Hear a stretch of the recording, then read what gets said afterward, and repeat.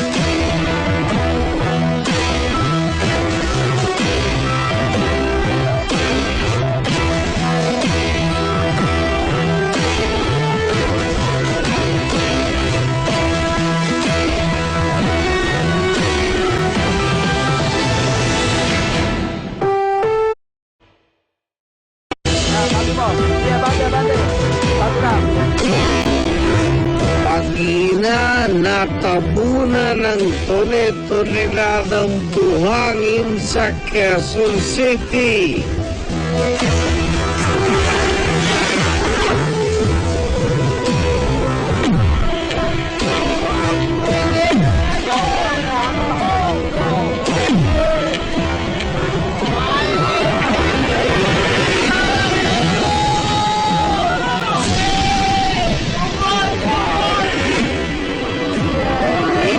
Malalagim na aksidente sa truck. Huli sa CCTV.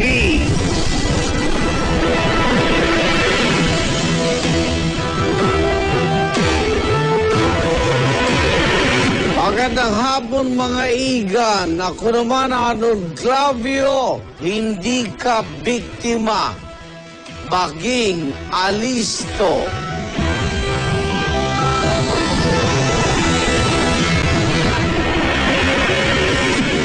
Sa datos ng MMDA noong taong 2012, mula Enero hanggang Abril, 37 sa 200 nakamamatay na aksidente sa kalsada na kanilang naitala ay dulot ng mga dambuhalang truck.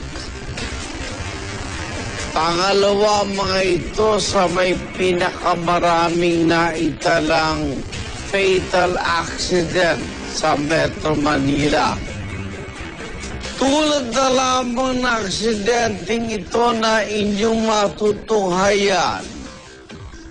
Isang ginang nahagip na isang rumaragasang truck. Ang malagim na trahedya, kuwang-kuwa sa CCTV.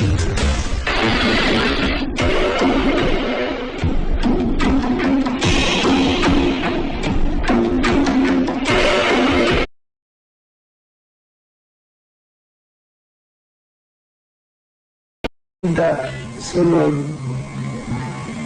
Pero mahirap magsagla sa mga aksidente. Hindi namin masabi. Pero nakahandaan na kami sa mga ganyan.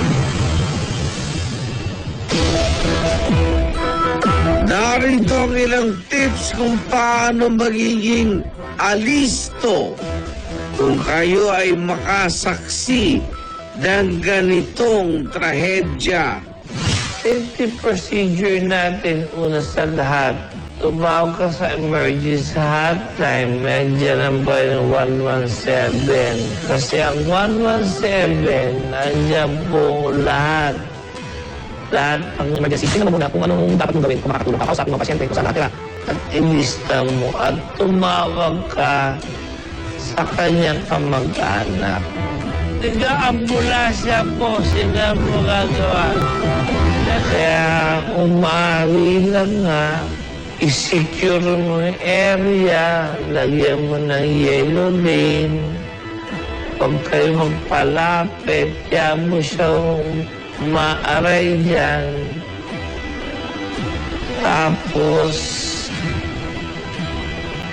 ilagay yung yellow, count control ka, iwasan mo rin makalapit sa ibang tao. At meron man darating dyan. Ano yung mga aksidente, naipit ang pasyente, maaari po nga may mga bahagi po ng parte ng katawan, katulad na po halimbawa sa may leeg, po yung sensitibo ng leeg natin. Either na akala mo nakayuko pero meron palang bali sa kanyang leeg, maaaring ikamatay niya o may paralisa sa kanyang katawan.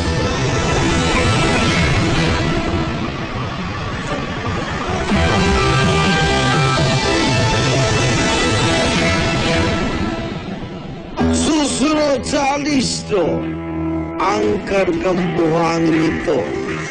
Mabilis at tumapos sa bahay ni na JR kung saan naroon ang kanyang mag-ina.